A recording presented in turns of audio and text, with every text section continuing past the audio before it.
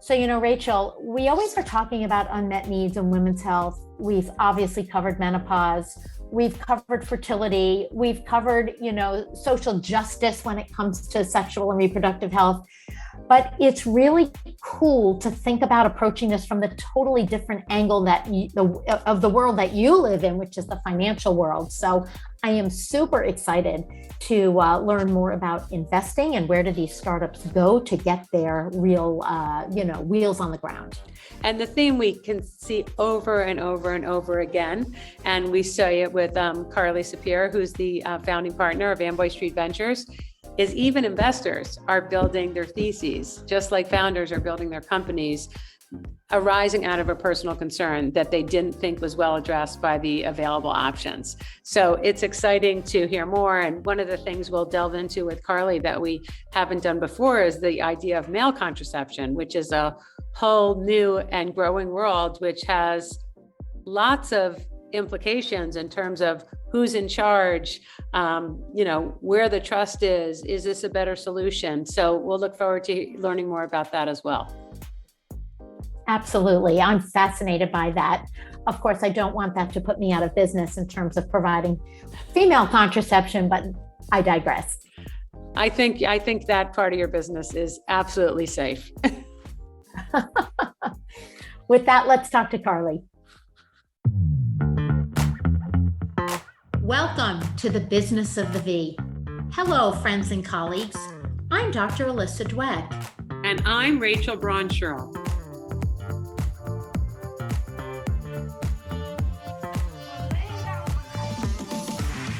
Each week, we bring you the most fascinating investors, inventors, entrepreneurs, academics, and healthcare practitioners who are making things happen in women's sexual and reproductive health.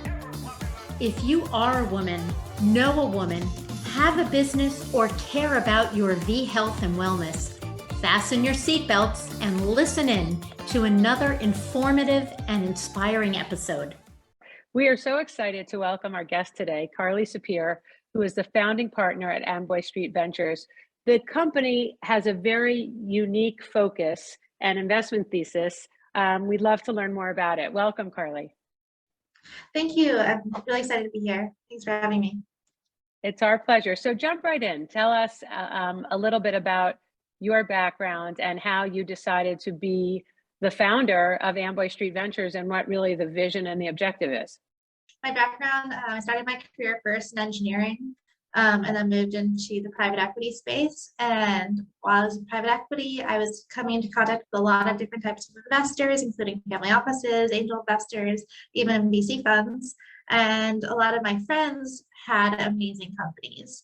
And when they started to raise, it was kind of natural for me to bring them to my investor network. That was my first time I really saw venture capital. I was able to understand what these investors were looking for, get a little bit involved in the due diligence process. And ultimately, I was making a lot of introductions. So I decided to start the Female Founded Club, a platform to help female founders raise money. And that grew so quickly without marketing, grew to over 1,000 founders raising money for over 500 investors. But while I was running that platform, I realized the companies I really cared about were the women's health and the sexual health companies. From a personal standpoint, I had recurring UTIs for over 8 years. It was like twice a month. Alyssa, I feel like I should talk to you about this, but it's like twice a month. And it was, I spent so much time at OBGYNs and urologists, really trying to understand what was happening. And so when I couldn't find my own solution there after 8 years, and I was seeing founders talk about their journey with endometriosis or PCOS or infertility or you name it, I was resonating and started to put my time to help these companies fundraise, also angel invested. And ultimately, I was able to get a group of investors together who cared about this space and was managing more money than just my own, and started the fund Amboy Street Ventures to invest in sexual health for all genders, by the way, sexual health companies and women's health companies. We think of it as a Venn diagram where there's a lot of overlap. They're two separate sectors. And while I was building the fund, I kept running into the Healthy Pleasure Group, another organization that helps a lot of startups with marketing and branding and scientific innovation. They have a doctor as a co-founder. Rachel, I know you're very familiar with them. I asked them to come on and be consultants to our portfolio, but they wanted to be even more involved and came in as co-GPs. So Dominique Karetzos is a co-GP, has a big commercial background. Dr. Maria Godoy, she's an andrologist, urologist, and sexual medicine expert. She's a co-GP, and they help with all of our investment decisions as well as supporting our companies after we invest. So, reproductive health, sexual health, women's health, it's broad. What do you see right now as unmet need? Because certainly we've seen an explosion in the menopausal health population. We've seen an explosion in fertility apps and infertility testing that can be done at home, direct to consumer. Other than those two broad topics, what do you see as the new exploding topic of choice? Yeah, well, we think of our fund thesis in 6 key verticals. We could definitely go outside of it. I'd say 3 of the verticals, like you're saying, are becoming saturated. The other 3 are kind of barren. So, Unintended, I guess, right? What was that? When you say barren, when you're talking about women's health, I don't know if it's unintended or unintended. That's funny. That was not intentional. But the 3 that we think are more saturated, you mentioned, like fertility, even maternal health, menstruation, and then menopause. Menopause, which I think is a little bit less saturated, to be honest, than the other 3, but there's still unique angles we can come in to those areas. For instance, we just invested in AmpFlow. AmpFlow is actually B2B. So we see a ton of D2C menstrual products and a lot of innovation going on there, but there's a lot of competition, right? AmpFlow is going to buildings, facility managers, putting in dispensers with free menstrual products. So that's really unique in a saturated market. So we can still find really creative angles to get into those spaces. But then the other side of the spectrum, we have LGBTQ health and gender-affirming care. That's one vertical that I think has less going on and is really interesting to us. We have abortion access and contraception. Well, that's going to get busy. Yes, that will. I'm excited that there'll be attention there because we have been eyeing and helping founders in that area that VCs really haven't been attracted to, even though they're doing incredible work. And then sexual pleasure. We think we can group sexual health and sexual pleasure into a vertical, even though that's like so big, right? Like LGBTQ health will fit into that. But if you look at like STI, it's like that. So those are the 3 areas that I think are kind of less saturated and should be getting more and more attention in the next couple of years. These things and subject matters are not like traditional medical subject matters. We're not talking about cancer. We're not talking about, diseases that are really overwhelming or life-threatening. We're really talking about more about self-care, pleasure, health and wellness. And I find that interesting that that's what people are interested in investing in. I'm curious, Alyssa, when people come into your office, are they coming in mostly, I imagine, for I have a problem, doctor, let's fix it? Or are they saying I'm not having pleasure or I'm experiencing pain or whatever it is? Are you starting to hear, this broader conversation in your office? A good majority of patients come in because they're just there for preventative health care and their annual GYN exam, as we call it. More and more conversations about menopausal symptoms, sexual health, and problems with sexual health, such as, sexual pain or orgasmic difficulties or vaginal dryness or sexual drive issues. These are very, very common problems that I'm, asked to manage on a day-to-day basis. And this is kind of new and evolving over the last couple of years. But again, I'm looking at the sort of the medical aspects, the endometriosis, the PCOS, the cancer. These are things that are still very much on top of mind, but they don't seem to get as much buzz in the, at least in the colloquial world or in the media world. And it seems that that's being reflected in the venture world as well. Yeah, I think my view of the market is a little skewed. I think probably all three of us go to all the panels, and we hear about endometriosis and PCOS every day. But we are unique in the broader venture landscape where women's health to other firms means maternal health and fertility. And I believe I just saw a statistic last week that of the venture capital money that goes into women's health, 40% of it is maternity and fertility. Wow, I didn't know that, but doesn't surprise me. So what are you finding the most interesting? You're meeting interesting founders, so many of whom I've had the pleasure of knowing, who have these amazing stories and these journeys that got them to where they are. Are you seeing some consistent themes in terms of the kinds of founders you're meeting and the kinds of companies that they're creating? Yes, I think, well, we have a mandate in our fund that 70% of our founders that we invest in have to be female founders, or at least co-ed teams. And it seems like that is not a challenge in our space. So many of these founders are women trying to solve their own issues, or women that saw the issues in the market, realize that there's a big gap, and are trying to create that solution. For that reason, I feel very aligned. I think all three of us probably feel very aligned with the founders in this space.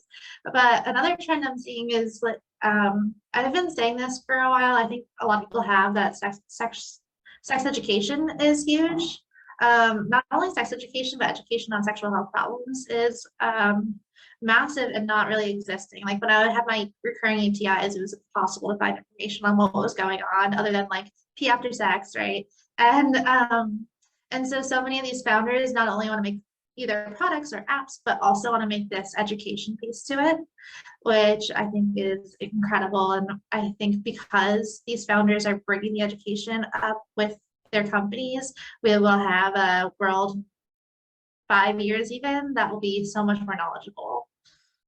And it is amazing because these companies are taking the place of an educational system that has left people without a lot of information. And every time we're on a call like this and we're doing an episode, as soon as Alyssa starts talking, the founder, whoever is on the call with us, says, wait, I wish my doctor asked questions like that, because so much of your practice does involve education. I'm noting just so much content now being literally rolled out at warp speed on so many DTC sites, particularly that sell products. They also are promoting education, which is great because so many healthcare providers really have limited time. And we're all looking for, valid, reliable, and, interesting information that's not misinformation. So I wanted to pick your brain regarding something that I believe you're interested in, which is male contraception, especially now since contraception is going to really be front and center for people. And, we've been waiting for a male contraceptive for a very long time. I don't know how open they're going to be to it, but why don't you talk a little bit about that, since I'm sure you're knowledgeable. Yeah, well, I think the reason you're saying that is because we've invested in a male birth control company. So we invested in Contraline. Contraline is a medical device. It's a hydrogel that goes into the vas deferens and blocks the sperm meeting the semen for about 2 years, and then bulk degrades. So we think of it as like almost like an IUD for men. There are so they're going through the FDA process right now. They're about to start in human trials in the next month, which is incredibly exciting. But there's other options that you might have seen in the news, like a gel that goes on your skin, or a pill. But we think that Contraline is moving very quick through the FDA process, especially not being hormonal, which is important. Yeah. But as far as the market, like we hear concerns about people saying this won't be adopted. I think that's not true. I think it'll be adopted quickly. But if you think about market size, 4 million men a year in the US get a vasectomy. If a quarter, so this procedure is $1,000, right? So if a quarter of those men decided to get a temporary version rather than a permanent version, that already makes the revenue $1 billion a year for the Contraline. So if we think about even the smallest slice of people that might be interested, I think it's still a huge opportunity. And then you extract it to the men who are in relationships, and the women are having a really hard time with their hormonal birth control, right? And they look to their boyfriend and say, like, can't you try to figure this out too? And I think that it'll just be a growing market and will be widely accepted in the future. I hope so. I mean, look, there are limitations, but lots of benefits to all of the female-oriented contraception. I think the issue for men is there's nothing that's easily reversible other than a condom. And that's a big deal because men can't really necessarily participate in their contraceptive efforts until they're ready for permanent sterilization, unless they're willing to use a condom. And frankly, what I see in practice is that a lot of men are not willing to use a condom, and that's problematic. Leaves so much of the burden to women. So I'm anxiously looking forward to this getting approved and seeing how the experience is. So here's today's hot flash. In the past 50 years, there have really been relatively few changes in male contraception. We have condoms and we have permanent contraception called vasectomy. The neat thing is that on the horizon are likely coming multiple other forms. Well, one of the things that we're hearing so much about, so the timing is perfect, and hopefully Contraline and the other companies in male contraception will ride this wave, is there's a clamor, a loud movement against hormonal contraception. I think there always have been people who didn't want to be on the pill or didn't want to be on other forms of hormonal contraception, but this is interesting because now it totally changes the conversation.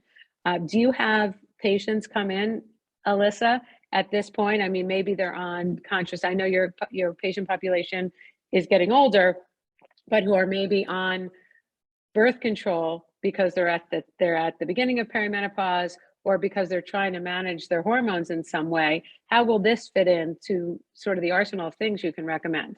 Oh, I think it would fit in really, really well. I mean, first of all, think about the fact that there's definitely a camp of hormonal contraceptive users and those who would prefer to remain away from hormones. And this, we have to have a healthy respect for that, whatever people's reasons are, whether it's a medical contraindication or just a personal preference. In addition, some birth control methods have side effects for certain people. And there are people who can't use hormonal therapy. So I think we have to keep that in mind.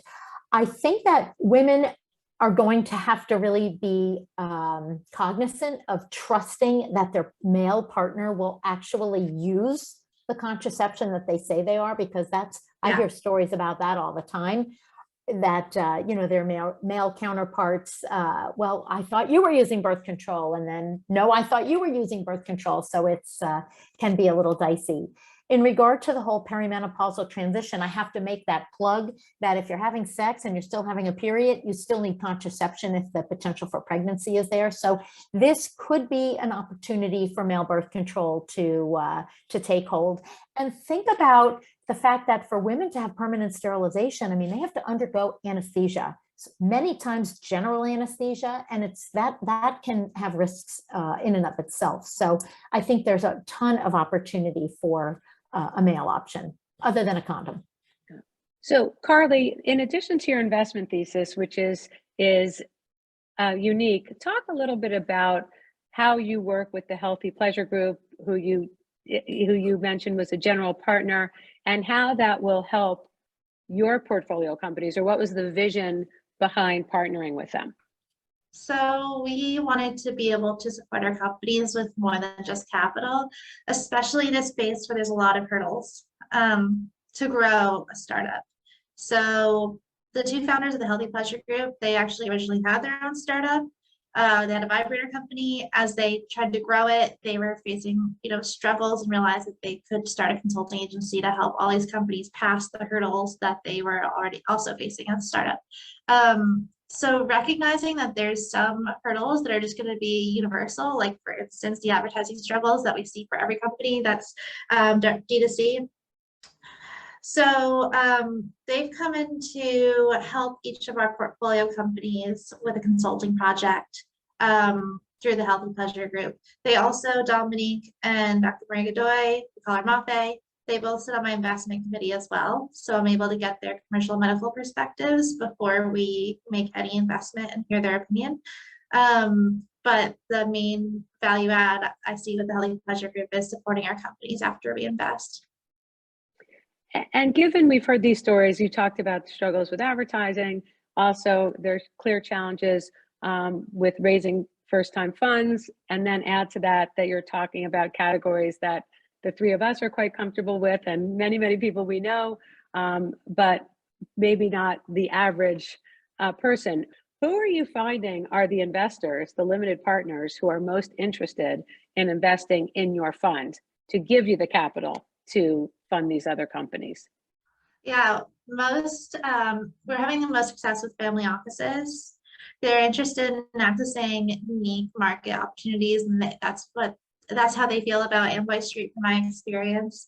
Having somebody else who has the expertise in the space be able to deploy the capital in the space is important to them. We are shying away from institutional investors because of some of the mandates they put on their fund managers. The vice clause is an example of those mandates to not invest in anything sex related. We have Dame and Dixie in our portfolio, so that already precludes us from being a target for institutional investors, or a lot of different institutional investors, but also having abortion access companies could be an issue. And some institutional investors even ask that you don't make contraception investments because it goes against some religious restrictions that they have. So I've had other fund managers send me all of the restrictions they have from their institutional investors, and it's like, to them it doesn't matter because their thesis is something completely different, like FemTech, but to me it would destroy my thesis if I actually accepted that capital. So I think it's fortunate for family offices that they're able to get into funds, but they're looking at this where like institutions might come in and try to snag if they didn't have those restrictions. So you mentioned your plight with UTIs, and not to make this personal, but did you specifically get involved in that space? There are surely companies that are focusing on urinary tract health, both for men and women, but of course my focus is on women. Yes, so I have been looking at startups in this space. We haven't placed an investment yet, but I just bought the vaginal probiotics from Styx. I also just bought the Yeti kit to do microbiome testing. So whether it's from an investment perspective, but also as a consumer, I'm trying everything. Okay, I'm noticing that as a trend in my practice as well, for sure. Oh yeah, So, that's good to know. If you know of any startups that you think I should be looking at from either perspective in the UTI space, I'm very interested. I'll keep that in mind. So just as you've been at this and you've learned so much, and you founded your own fund before this, and you've seen about the issues around access to capital on so many different levels, what advice do you have for investors who are looking to start a fund or are looking for places to put their money, and or founders who are looking to people like you? What do they need to know, do, or say to make themselves more appealing to you as an investor? If I was giving startups advice, it wouldn't necessarily be pitching me, because I'm very comfortable with them being frank and positioning it in any way like that. I understand it's solving a problem, but for the more broader VC audience, I would say taking like a wellness angle rather than a pleasure angle, for instance, or a lifestyle angle has been, I think, helpful for companies to raise money. I also think market sizing is important for other VCs to, I see this as I'm raising my fund, where we get called niche, or people say, yeah, Rachel's laughing. Everyone in this space has heard like this is healthcare for more than half the world, so how can this be niche? But we do get asked about market size all the time. And I can imagine us being a broad women's health and sexual health thesis if a company is only solving one problem, like endometriosis. How often do VCs probably say to them, like, well, what is the real market size? So making sure we have a clear understanding of that, which if you guys have any recommendations on resources there, I think that would be great. I know FemTech Focus has a great market size report that has been helpful in understanding their way of getting to those sizes.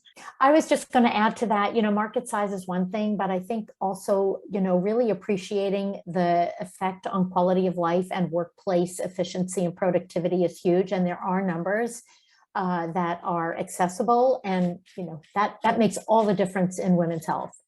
So the way that we got our fund off the ground was by doing deal by deal SPVs first. Explain to people who are listening who might not know the acronym. Yeah, so SPV is special purpose vehicle. You set up an SPV, it's really a shell of a company whose only purpose is to invest in one deal. So you can set up SPV on a deal by deal basis, collect money from investors, manage the SPV and put it all into one deal. It's easier to raise money, in my opinion, for an SPV because you can do the due diligence on the deal, show it to an investor and say, look, you're not investing in me to make decisions. You're investing in this company. Here's the due diligence. And then they get to look through it and decide whether they want to place money there. And so it was I think it's much easier to raise for a deal. We see that now. Every time we invest through the fund, we open up an SPV for our investors and money pours into those SPVs because people feel really confident when they can do the due diligence themselves. And so we did 3 special purpose vehicles for 3 different companies before we started the fund. And ultimately the fund bought those SPVs once we started back. So now they're in our portfolio and those investors are now investors in our fund. Doing that also, we had really incredible first investments. So they're already showing to be huge markups. And now our portfolio is already performing really well because we had a head start with these SPVs. So I recommend that to any fund manager who's trying to raise a fund. Well, I always love talking to you, and I love the particular space you've carved out, and I am laughing every time we call it a niche. That is the easiest part of the question to answer, which is how big is this opportunity? And it's not just the number of sufferers, which often is huge. It is the total disruption, either to family structure or to employment or to the family's health. We always hear the expression, a woman's health is the family's health. So it is so not niche, no matter how many different ways you slice it. Hopefully we'll live long enough to see the end of people using the expression women's health is niche. And then we will know that we've made some impact on the planet. But keep doing all the amazing things you're doing. I've really enjoyed watching your investments in action and seeing the companies that you are really helping make a difference in people's lives. Thank you so much. Thank you for having me. I appreciate it. Don't forget, subscribe to our podcast at businessofthev.com for the latest trends and trendsetters in women's health and business.